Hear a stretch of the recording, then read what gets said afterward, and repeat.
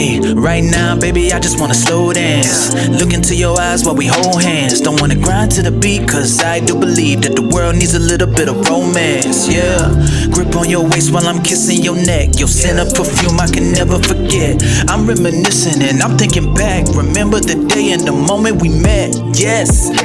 All my fellas get to the dance floor right now. This is that vibe, got you all up in your feelings that'll make you wanna turn a girlfriend into a wife now. DJ run it back, I can't lie, feeling good energy. All right, welcome to another episode of Love Experience. Who we got in the building today? We got Autum Daniels in the building. Happy to be All here. right, I'm glad you came in. So we're going to just start off with your little life story. Just share some things with me. So I'm a 25-year-old. I'm a mother of two. I am a student at Ohio State University studying neuroscience. I'm a senior. I'm excited to graduate. I'm also a musician, singer, songwriter, book author, minister, and I have my own YouTube channel that I'm working on. So that's just a little bit of background about me. Okay. So you tied in a lot of things. You're a mother with two children at Ohio State. How do you manage all that? And is that the norm now? Do you see a lot of mothers? I definitely don't. I wish I did see more mothers. I think a lot of women think that if you become a mother, a lot of times like your life is over and there's like not really much that you could do. And I definitely struggled with feeling like that at first. But I feel like if anything, it's the opposite. And it empowered me and gave me strength that I never knew that I had. And not only that, like drive to get to the goals that I want to reach. So yeah, I would say like as far as how I can do it, how do I do it? It's by the grace of God for sure. He strengthens me, gets me through it all every day. Yeah. And so but have you had a lot of challenges being a mother, like balancing, cooking, cleaning, taking your kids to school? Oh, yes, for sure. It's a lot of different hats. And I think a lot of times what I've noticed is that like sometimes there's a specific area that is lagging because I have so many different things going on. But I think it's about not per se balance, because I don't think it's really possible, at least where I'm at in my life, to have balance, more like rhythm. So I'll go to school, be focused on that, then make sure I have time to do podcasting.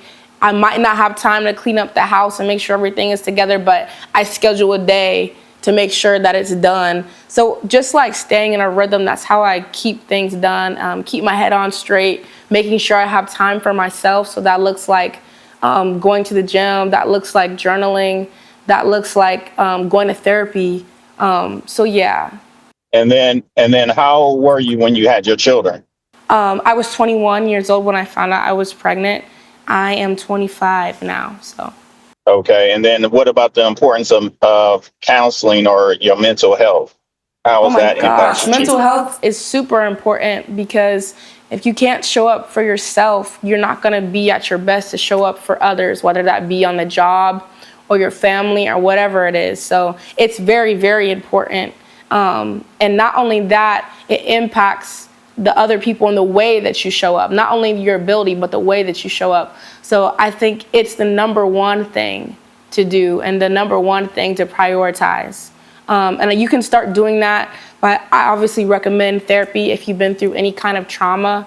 But also just, taking time to exercise and have those self-care habits and routines established to ground your mental health.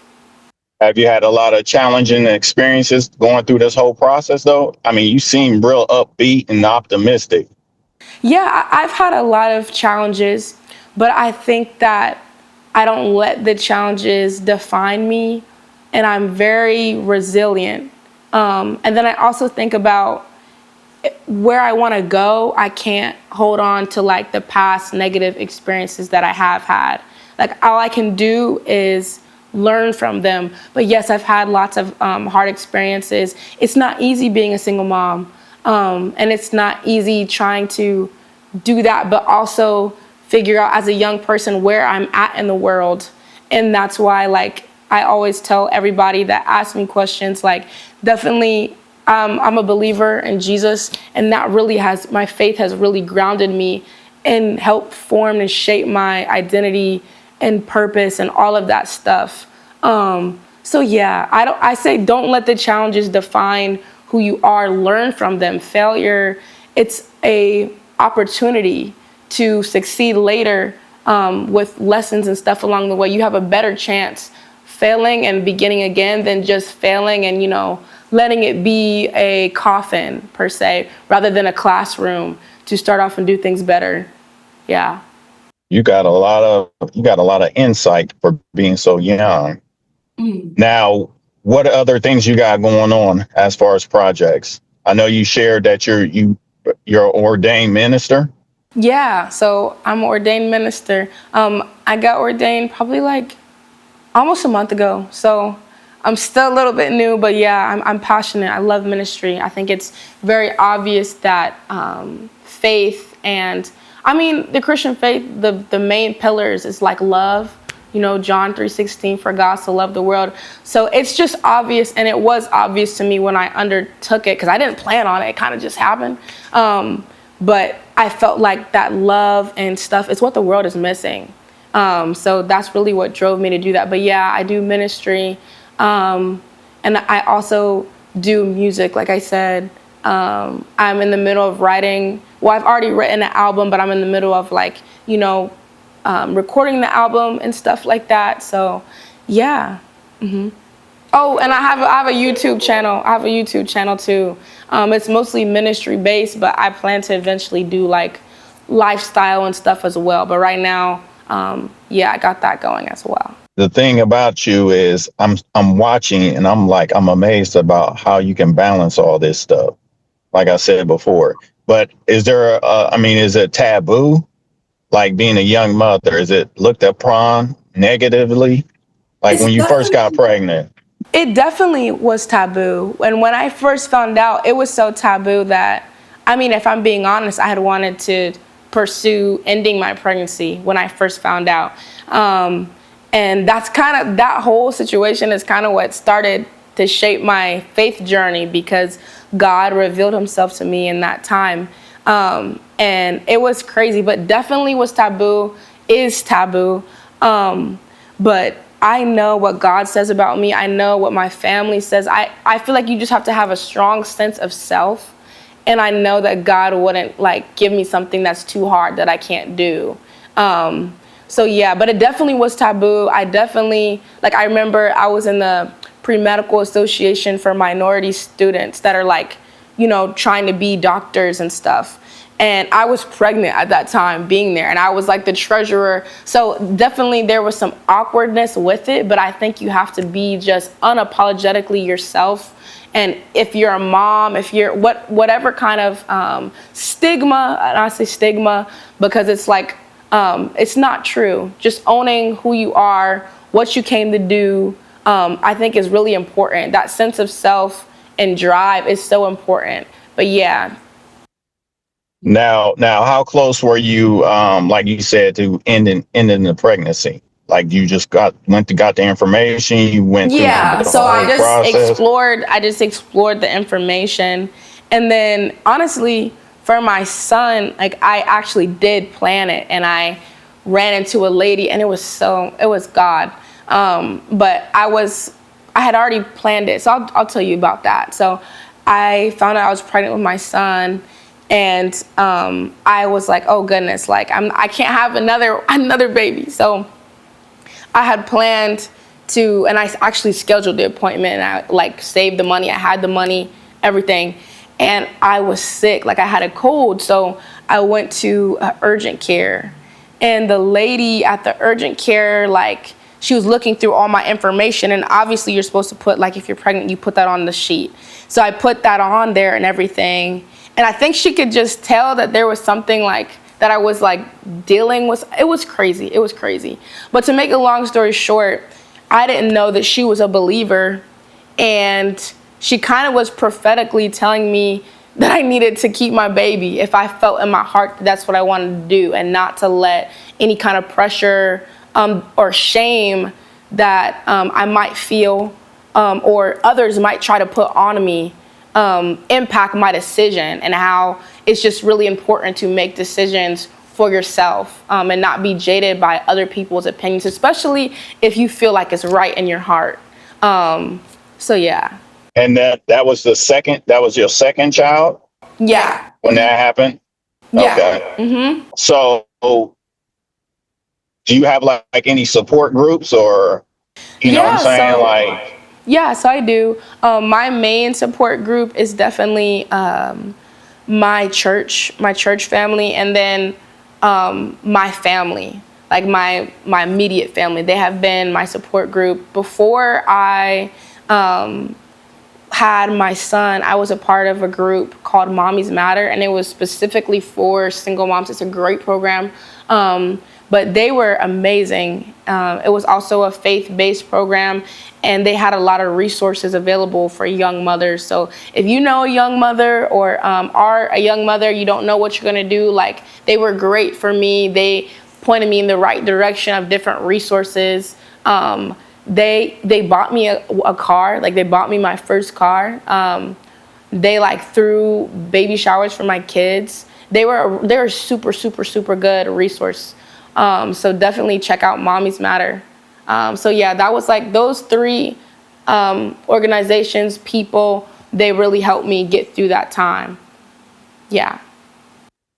and was there a certain moment, like you shared the birth, your second pregnancy, that moment when you went into that clinic, that was a changing moment, or was there even more changing moments? I would say there was multiple changing moments, and I remember talking to Minister Luke about this when I was on here last time. But I feel like for me, everything centers always to my faith, and I think that there's moments in your faith, it has to mature. So the different moments and situations that I went through caused me to have more maturity, but also God revealed himself to me more and more in those different situations. But yeah, it was definitely multiple things, because I think my daughter, because I had her first, the faith was being tested, and I was like figuring things out. But after I had my son, I feel like something just like shifted and everything clicked, and I really got a clear sense of self.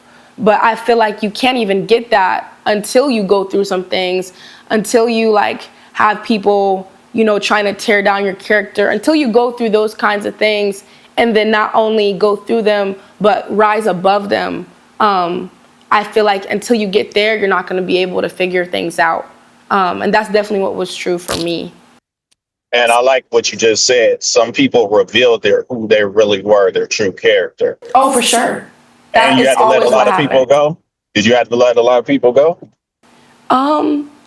I did. I had to let a lot of people and a lot of things go that weren't serving me. A lot of environments that weren't serving the woman that I know that I was born to be, and that were not in line with my purpose. And I think it's something, especially if you're really taking your walk with God. And I keep going back to it because it really shapes how I see the world. But especially with that, it's just like I knew that there were people, places, things that aren't in alignment with where I'm going, and with the purpose that God has for me. So I had to leave a lot of people go. And I think it's also like there's a Bible verse, and it talks about, Psalm 23. It's like preparing a table. And I think some people, like, they just aren't going to eat with you. Like, and it's not that you have any resentment or ill will towards them or anything like that. And I think it's also been important for me, for even people that, did negatively say things or push things my way. Forgiveness is huge.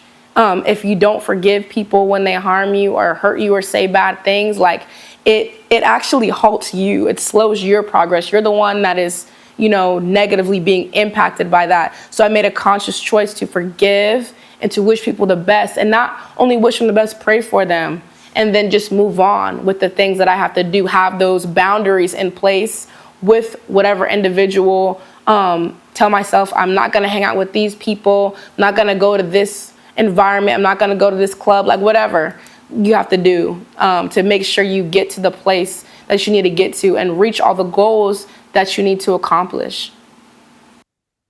Oh, you dropped a lot of jewels just now to help our young mothers and our young fathers out. I think that parenting is something you have to take seriously. And even when I decided to keep my kids, I made a commitment to myself that I was going to be the best mother that I could be. And I think that's where a lot of people, there's a lot of trouble with that. I'm going to be careful with how I word things, but I see a lot, especially in my generation, a lot of people that aren't taking parenting seriously. They just give their kids like an iPad all day or let them get on TikTok all day. And like, you know, that is bad. That's really bad. I think it's important to be conscious with what you're feeding your kids and to be a very present parent. And I try in my parenting, I make sure that I'm present and I'm there because, you know, your kids, they don't remember what you bought them. They remember the time that you spent with them. You know, the energy that you put into them. That's what they remember. So yeah, that was important for me to do and implement. And you're seeing a lot of young parents struggling. For sure. I'm seeing a lot of young parents struggling with that. And it's very sad. I think it's just because there's this, because like I said earlier, people think that when you become a parent, you have to like kind of die to yourself. In a sense, you do, right? Because you have these kids that are looking to you and you're a provider and stuff. You're a mother, you're a father. So there is a part of you that does need to like die. And when I say that, I mean like selfishness, like putting yourself first. Because even Tyler, when he was on here, he was like saying, if you don't have kids, like it's easy. It's like you can focus on different things. You can focus on more things. So that's true. So when you become a parent, you have to focus on your kids as well. And not only that, like I said, if you're a good parent, putting them first.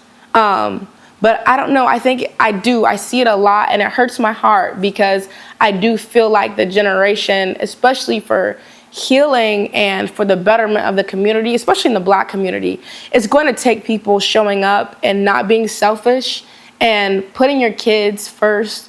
And knowing that just because you put your kids first doesn't mean you put all your dreams and stuff on the back burner. If anything, like I said, using it for drive, that's what I do. Like me achieving and accomplishing my goals and dreams directly impacts my children for the better, and helps them so they can see like, okay, mommy did this from a young age. She was doing this, getting this done, achieving these goals. So yeah. And the main point you did say, you have to be present. And I feel like a lot of young parents are struggling, even older parents. People are just not present right now with their own children no more. You know, they just think they can just buy them for certain things, but they're not present. For sure. I see that a lot.